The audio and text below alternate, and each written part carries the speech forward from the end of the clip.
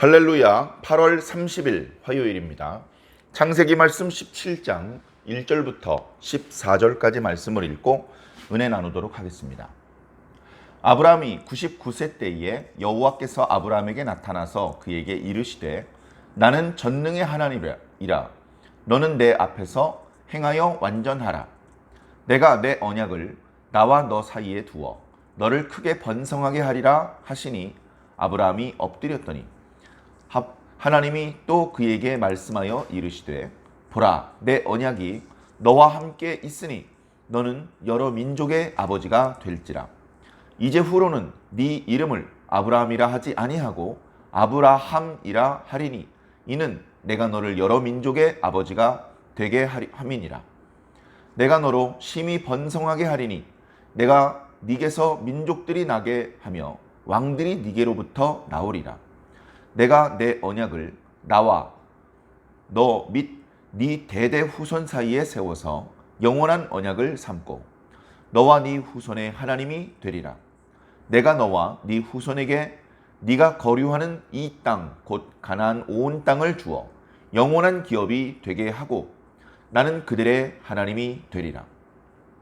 하나님이 또 아브라함에게 이르시되 그런즉 너는 내 언약을 지키고 네 후손도 대대로 지키라. 너희 중 남자는 다 할례를 받으라. 이것이 나와 너희와 너희 후손 사이에 지킬 내 언약이니라. 너희는 포피를 베어라. 이것이 나와 너희 사이에 영원한 표징이니라. 너희의 대대로 모든 남자는 집에서 난 자나 또는 너희 자손이 아니라 이방 사람에게서 돈으로 산 자를 막론하고 난지 8일 만에 할례를 받을 것이라. 너희 집에서 난 자이든지 너희 돈으로 산 자이든지 할례를 받아야 하리니 이에 내 언약이 너희 살에 있어 영원한 언약이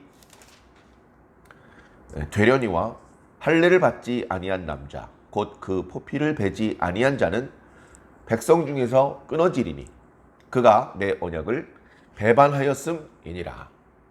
아멘. 네, 계속해서 하나님의 말씀이 이어지고 있습니다. 오늘 말씀을 보면 아브라함의 나이에 대해서 말씀해주고 있습니다. 이미 몇 차례 아브라함의 나이에 대해서 이야기하고 있습니다. 처음에 하나님께서 하란에 있던 아브라함을 부르셨을 때 그때가 아브라함의 나이가 75세였다라고 기록하고 있습니다. 그리고 아브라함이 중간에 많은 우여곡절이 있었죠. 가뭄을 피해서 애굽에도 내려갔다 왔고 또 조카 롯을 구하기 위해서 단까지 올라가서 그돌라 오멜의 연합군을 격파하고 내려오기도 하고, 그런데 결과적으로 하나님께서 반복적으로 말씀하셨던 땅의 축복 또 자손의 축복에 대해서는 아무런 어떤 조짐이 보이지 않고 있습니다. 사실은 이런 상황 가운데 하나님의 도와주심, 뭔가 하나님께서 움직여 주시고 뭔가 스스로 만들어낸 것이 아닌 하나님께로부터 온 축복, 은총, 이것을 이제 기다리지 못하고 사례가 인간적인 방법으로 이 문제를 해결하려고 시도를 했었습니다. 그래서 그때 당시 그 주변의 어떤 풍습대로 이제 자신의 몸종을 남편에게 첩으로 주어서 아들이 태어나면 그 아들을 자신의 양자로 삼고 그래서 자기의 아들로 그렇게 기르는 것이죠. 이제 사례가 그런 방법을 쓰려고 했습니다. 그러나 결과적으로 그런 방법은 사례를 행복하게 만들지도 못했고 아브라함이나 기타 그 누구도 행복하게 만들지 못했을 뿐 아니라 결과적으로 그것은 하나님께서 원하시던 뜻이 아니었습니다.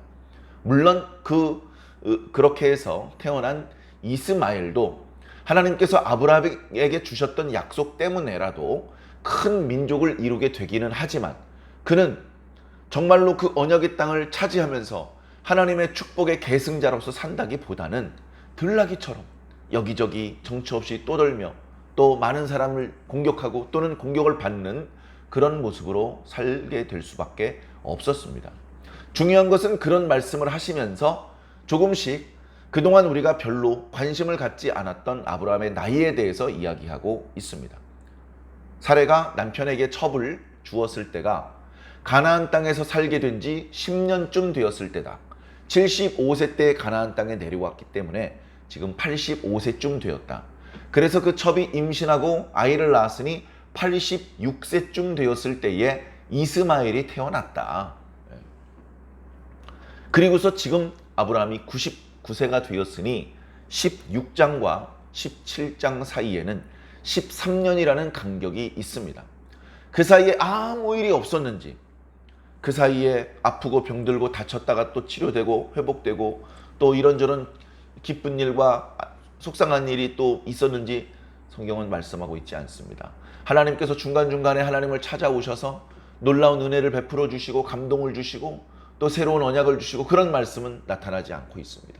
그렇게 하나님께서 중간에 몇 차례 찾아오셔서 아브라함에게 특별한 은혜를 베풀어 주셨을 수도 있고 그런 적이 전혀 없을 수도 있는 것입니다. 중요한 것은 16장과 17장 사이에 뭐가 있을까? 그걸 찾아내려는 마음을 가지기보다는 지금 17장 말씀이 선포되고 있으니 거기에 집중을 하는 것이 올바른 신앙인의 자세라고 믿습니다. 자, 99세가 되었습니다. 나이를 강조하는 것을 보니 이제 하나님께서 이삭을 주실 때가 된 것 같습니다. 이미 99세라 함은 고대 사람들은 200살씩 300살씩 살았어. 아브라함의 부친 데라도 205세를 살았잖아. 이제 겨우 99세야. 아직도 왕성하게 아들, 딸 낳으면서 팔팔하게 살 수 있는 그런 나이야. 이제 그렇게 우리가 생각하기 쉬운데요. 그렇지 않습니다. 무엇을 통해서 우리가 그것을 알 수 있냐 하면요. 이제 그 사람이 태어나서 첫째 아들을 낳았을 때의 나이를 생각해 보시면 우리가 뭔가 느끼는 것이 있습니다. 처음에는 태어나서 100세가 넘어서 첫째 아들을 낳습니다. 노아의 경우는 예외적으로 500살이 넘어서 첫째 아들을 낳았습니다. 그런데 어느 순간, 그러니까 아브라함의 시대에 가까이 근접하면서 사람들의 수명도 200살, 100살 후반대로 급격히 감소했고, 그리고 처음 아들을 낳는 나이가 오늘 우리들의 시대랑 별로 차이가 없습니다. 20대 후반에 아들을 낳고 30대 초반에 아이를 낳고, 저도 첫째 아이를 30대 초반에 낳았습니다. 그런 것을 보면 이때 당시에 남자의 기력이, 여자도 마찬가지고요. 결혼을 해서 아이를 낳기 시작을 하는 나이, 그리고 더 이상은 이제 아이를 낳기 어려워지는 나이가 오늘 우리들의 시대와 크게 다르지 않다. 자, 그렇다면 아브라함의 나이가 99세라고 하면 오늘 우리들의 시대보다는 조금 더 늦게까지도 건강하고 조금 더 늦게까지도 자녀를 낳는 경우가 있다 하더라도 이제 99세면 이제 그것도 힘들어진 때다. 아브라함을 처음 부르셨을 때 75세잖아요. 자녀의 축복을 주셨으면 한 5, 6년 이내에 아들이 태어나야 하는 겁니다. 85세에 첩을 들여서 86세에 늦둥이 이스마엘을 낳은 것만 해도 정말 기적적인 것이죠. 충분한 기력이 왕성하고 그런 상황이라고 보기는 조금 어려운 상황입니다. 자, 그런 상황, 우리가 지난 주일날 은혜를 나누었던 것처럼 아브라함이 잘 나갈 때 하나님께서 찾아오신 것이 아니고, 아브라함이 뭔가 고민에 빠져 있을 때, 가족들은 안정시켜놨지만 정작 자신이 안정되지 않아서 밤잠을 설치고 있을 때, 그럴 때 하나님께서 찾아오셔서 위로해 주시고 용기를 주시고 축복해 주셨다는 것을 우리가 말씀으로 은혜를 나누었습니다. 이제 점점 아브라함이 자녀를 스스로의 힘으로 얻기 어려워지는 상황이 되는 것이죠.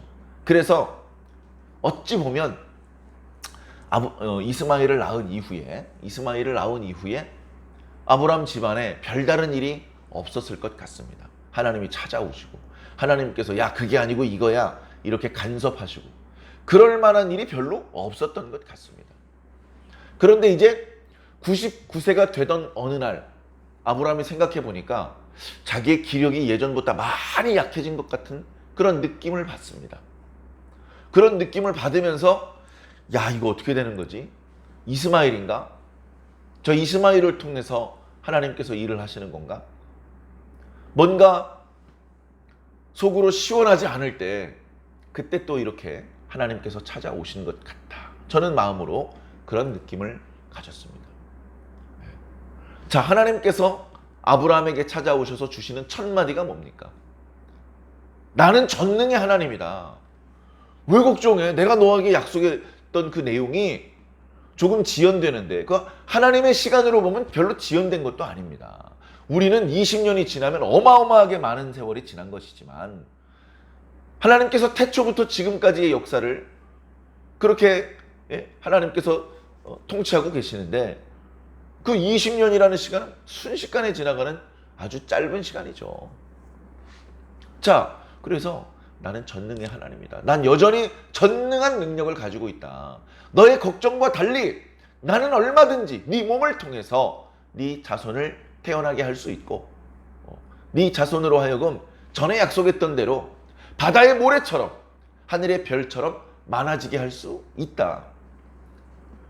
내가 네 자손을 크게 번성하게 할 것이다. 크게 번성하게 할 것이다. 그러니까 이렇게 하나님께서 말씀을 주시는 것만 보아도, 이렇게 하나님께서 찾아오시기 전에 아브라함이 어떤 것을 고민하고 있었는지 거꾸로 우리가 짐작해 볼 수 있습니다. 과연 내가 이렇게 번성한 큰 창대한 민족의 조상이 될 수 있을까?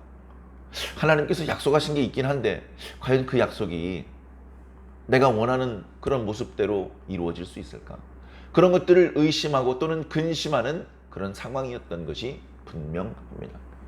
자, 그렇게 고민을 하고 있었지, 하나님께서 오실 것이다, 조금 있다 하나님께서 오신다고 말씀하셨으니 이제 준비해야 되겠다, 그렇게 준비가 되어 있는 상태에서 하나님께서 나타나신 것은 아닌 것 같습니다. 준비가 전혀 안 되어 있는, 심지어 자신이 고민하고 있던 내용은 하나님의 어떤 능력을 의심하는 듯한, 참 하나님께 죄송하고 부끄러운 상태에 하나님께서 갑자기 쳐들어오신 것이죠. 그래, 당황하던 아브라함은 급히 하나님 앞에 엎드려 경배를 드립니다. 하나님께서는 계속해서 이어서 말씀하십니다.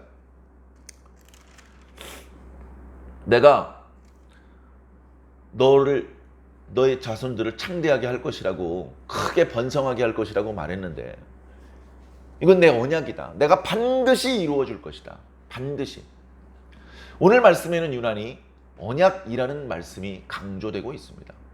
그동안은 그냥 네 이름이 크게 될 것이다, 네가 큰 민족을 이룰 것이다, 창대할 것이다, 번성할 것이다, 이 땅을 너와 네 자손에게 줄 것이다, 영원히 줄 것이다, 네 자손의 숫자가 많아서 하늘의 별처럼 바다의 모래처럼 많을 것이다.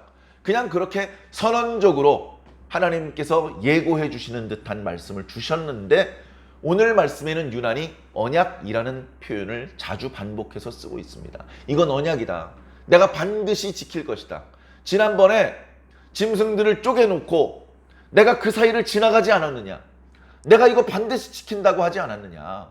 어찌하여 의심하고 근심하고 있느냐? 의심하고 근심하지 말아라.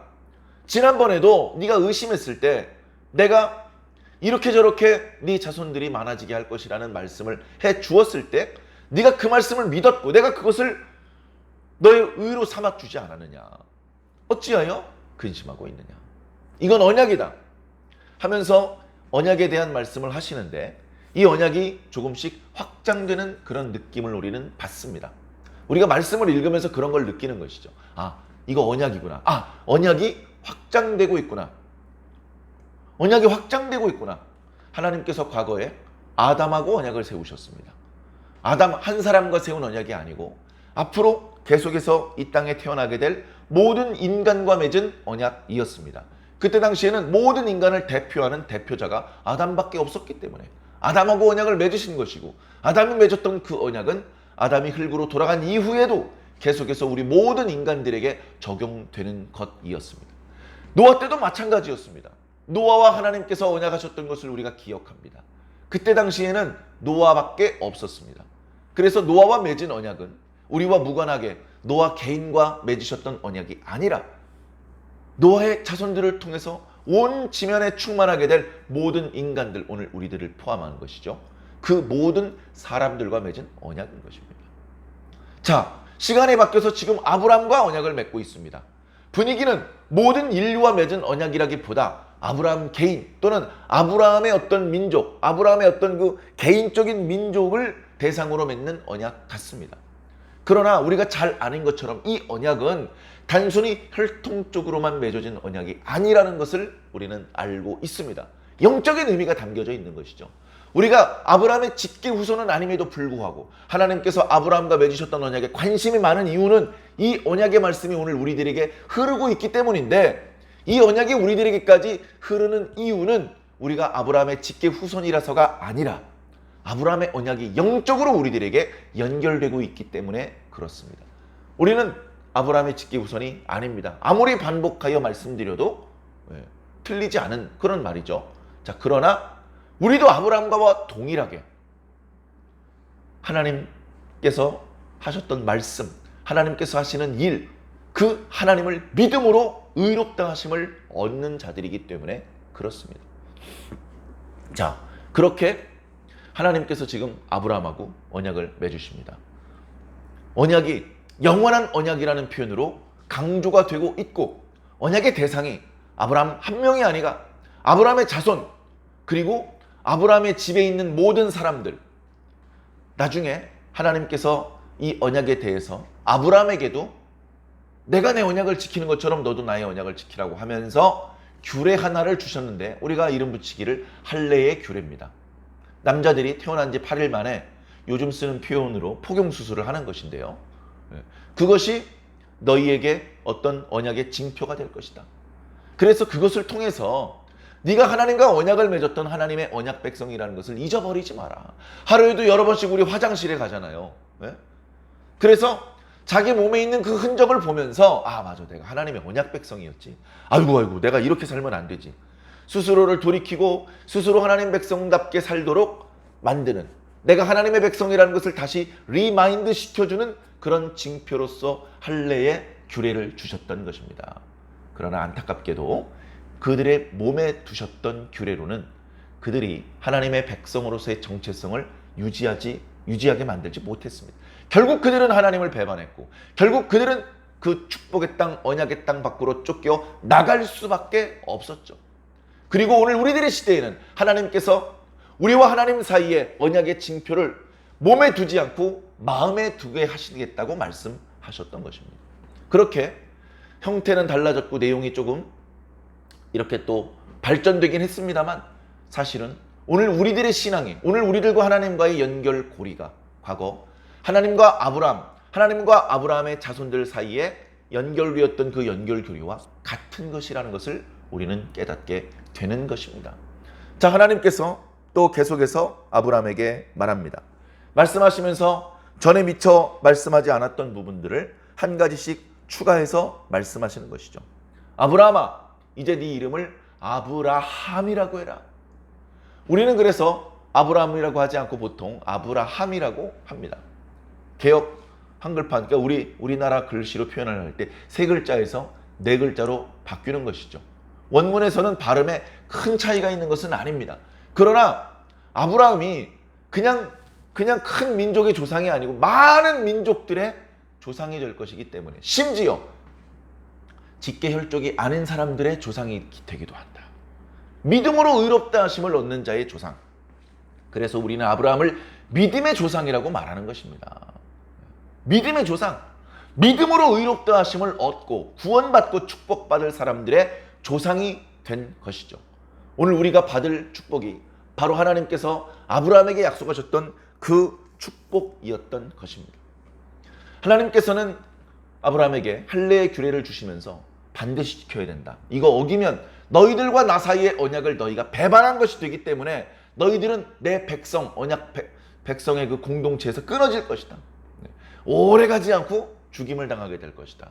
그런 의미로 말씀해 주셨습니다. 언약 준수의 엄중성을 말씀해 주고 있는 것이죠. 물론 이 할례의 규례는 여자들이 지킬 수는 없습니다. 그렇다고 여자들은 하나님의 백성이 아니냐? 그런 건 아니죠. 그 집안의 남자들이 할례를 받았다면, 그 집안의 남자, 다시 말해서 아들이, 남편이, 아버지가 할례를 받았다면 같은 집에 살고 있는 모든 여자들도 다 하나님의 언약 백성이 되는 것입니다. 그리고 이것은 아브라함의 자손들에게 국한된 것이 아니고, 이제 지금 아브라함과 그 가족들뿐 아니고 앞으로 태어날 사람들은 태어난 지 8일 만에 할례를 받게 그렇게 이제 말씀을 하신 것이죠. 예수님도 그래서 난 지 8일 만에 할례를 받으셨는데, 그런데 말씀을 잘 보면 아브라함아 너희 직계 후손에게만 해당되는 말씀이다 라고 하신 것이 아니고, 너희 집에서 난 모든 자, 네 직계 후손도 좋고 너희 집에서 목자들을 기르는 목자들의 자녀도 좋고, 이제 앞으로 점점점 너희들이 번성해지는 과정에서 이방 사람들에게 돈을 주고 산 사람도 좋고, 남자는 무조건 너희 집안 식구가 되는 순간, 너희 나라 백성이 되는 순간 할례를 받아야 한다. 안 받으면 죽는다. 이런 엄중한 말씀을 주시는 것이죠. 자, 이 말씀을 우리 현대적인 우리 그리스도인들에게 적용시킨다면 간단합니다. 우리는 몸의 할례를 받으라는 명령을 받지 않았습니다. 그러나 마음의 할례를 받을 필요는 있습니다. 몸의 할례가 아무 효력이 없었다는 것을 우리는 이미 알고 있기 때문에 그보다 더 중요한 마음의 할례를 우리는 받아야 하는 것입니다. 하나님께서 말씀을 주시는데 우리들의 마음 위에 두텁게 굳은 살이 박혀 있고 두텁게 가죽으로 이렇게 몇 겹이 덮여져 있다면 하나님께서 우리 마음을 찌르셔도 우리는 감동되지 않을 것입니다. 그런 마음으로는 하나님을 믿을 수도 사랑할 수도 감사할 수도 죄송한 그런 마음을 품을 수도 없는 것이죠. 그러나 그 마음의 껍데기가 다 벗겨졌어요. 마음의 껍데기가, 마음이 그 알맹이가 드러나 버렸어.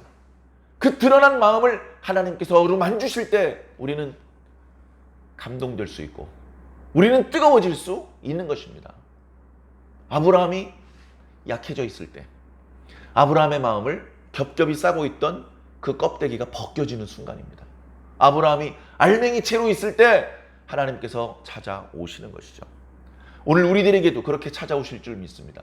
오늘 이 새벽에 이 말씀이 그런 여러분들을 찾아가시는 하나님의 말씀인 줄로 믿습니다. 겸손하게 하나님께서 말씀하실 때 하던 일을 잠깐 멈추고 들으시길 바라며 각자 자기 자신을 향한 하나님의 뜻을 깨닫고 지금까지의 약간 어그러진 모습들을 다 정리하고 이제 다시 하나님의 백성다운 모습으로 회복되시기를 주의 이름으로 간절히 축원합니다.